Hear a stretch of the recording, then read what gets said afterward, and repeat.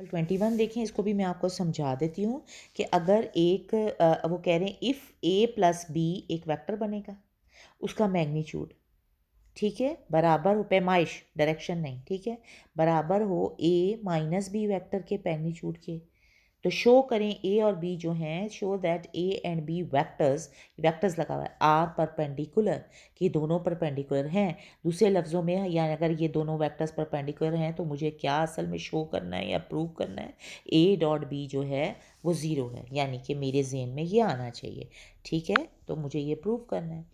अब मैंने जो लॉजिक लेना है वो मुझे ये दिया हुआ है कि a प्लस बी का जो मैग्नीट्यूड है it is equal to a minus B vector के मैग्नीट्यूड के बराबर। अब ये चूँकि वेक्टर है उसका मैग्नीट्यूड एक दूसरे के बराबर है, तो इसका मतलब मैग्नीट्यूड का स्क्वायर भी बराबर होगा, और हमें पता है कि जब दो एक ही वेक्टर का मैग्नीट्यूड का स्क्वायर पड़ा हो तो इसका मतलब वो अपने साथ डॉट हुआ है, तभी मैग्नीट्यूड का स्क्वायर आता है, ठीक है।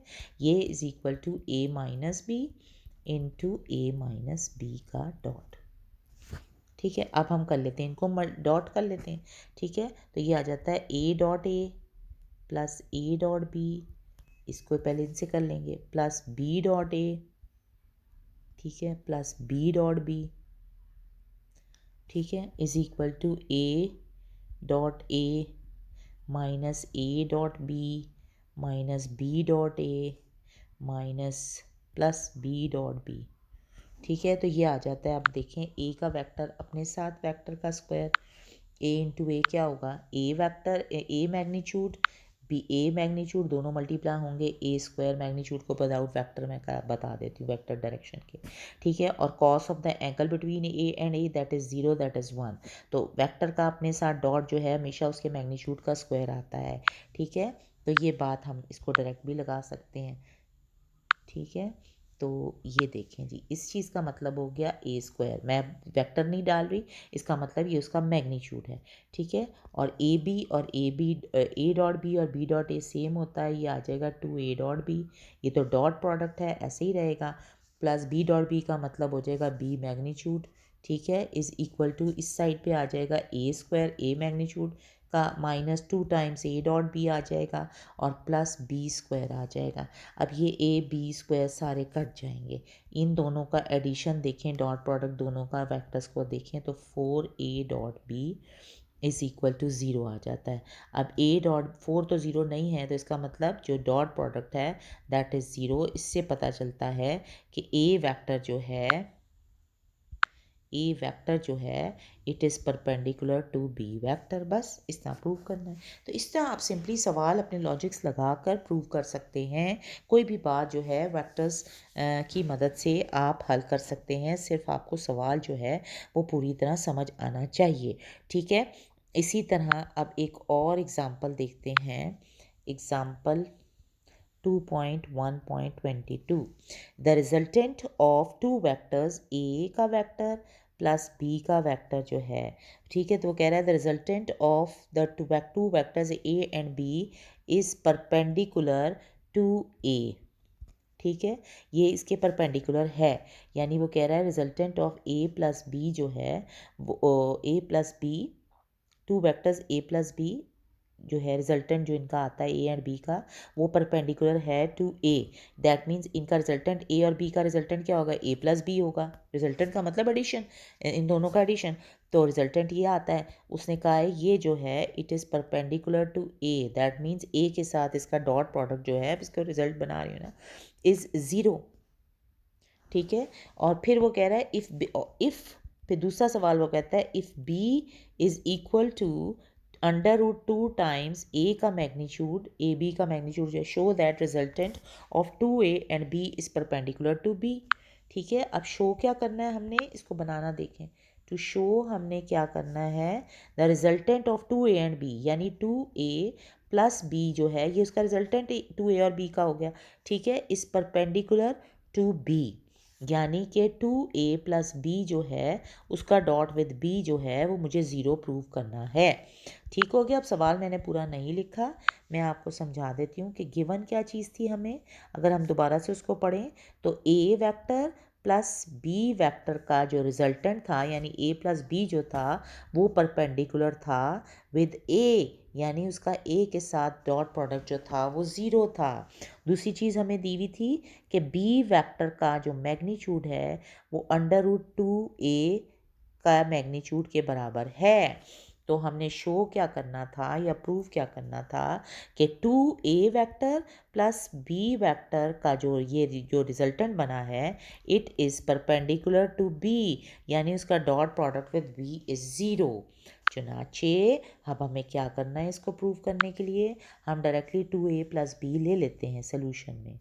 ठीक है, तो हम देखते हैं कि 2a plus b dot b जो है वो क्या आता है, वो आता है 2a डॉट बी आ जाता है प्लस b डॉट बी आ जाता है। अब b डॉट बी का मतलब था b मैग्नीट्यूड स्क्वायर और 2a डॉट बी वैसे ही है। ठीक है, ये आ जाता है।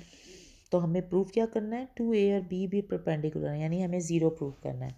अच्छा, b स्क्वायर का मतलब है 2a मैग्नीट्यूड। ठीक है, 2a मैग्नीट्यूड √2, तो √2a मैग्नीट्यूड का स्क्वायर मैं इस तरह लिख देती हूँ। ठीक है, अच्छा b मैग्नीट्यूड देखो ना ये था। ठीक है, तो हमने लिख दिया ये आ गया 2 times a dot B plus, ठीक है, ये आ गया 2a स्क्वायर। ठीक हो गया। अब a डॉट बी को हमने ढूंढना है कि what is a dot B. अब इसकी भी मदद लेते हैं। यहाँ से हमारे पास आता है गिवन जो चीज़ थी वो था a स्क्वायर, इनको दोनों को डॉट कर देते हैं, a square plus a dot B is equal to zero. तो a डॉट बी का मतलब हो जाता है माइनस a स्क्वायर।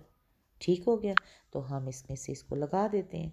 ठीक है, इस रीज़न के अंदर हम लगा देते हैं तो वो आ जाता है 2 टाइम्स माइनस a स्क्वायर इसके बजाय। ठीक है, minus a square plus 2a square जो कि ज़ीरो हो जाता है। ये चीज़ तो हमने पिछले रिजल्ट से देखी थी।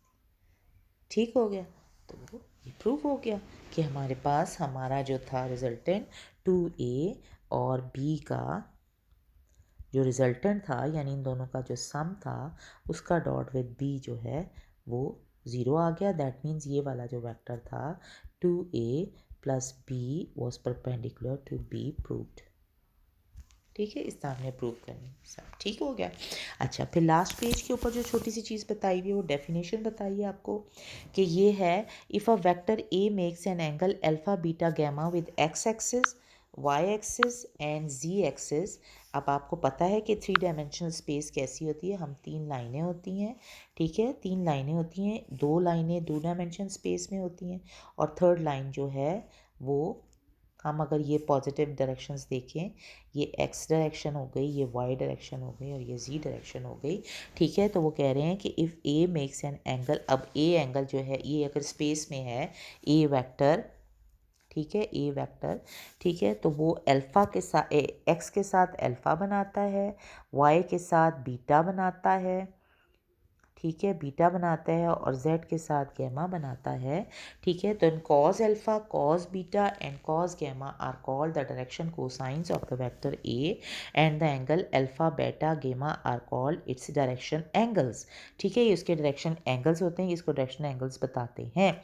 ठीक है, if the vector R is equal to, अगर एक vector R X I Y J and Z के हो अल्फ़ा बीटा गैमा बनाए with X axis Y axis and Z axis, तो फिर ये आप पहले भी डायरेक्शन रेशियोज डायरेक्शन कोसाइंस वगैरह याद करके आए हुए कि अगर ए वेक्टर जो है या आर कोई भी वेक्टर है वो X I plus Y J plus Z के बराबर है, तो कॉज अल्फ़ा क्या होगा, X over the magnitude of the vector, Y जो है कॉज बीटा जो है Y over the magnitude of vector and cos gamma जो है वो Z over magnitude of the vector के बराबर होगा।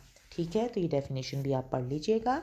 एक्सरसाइज 2.1 स्टार्ट करेंगे और आप खुद पढ़ेंगे करेंगे, इसमें से जो खास खास क्वेश्चंस हैं अगर आपको कोई प्रॉब्लम हो तो वो आप मुझसे पूछ सकते हैं। This ends our lecture for 27th of November 2020।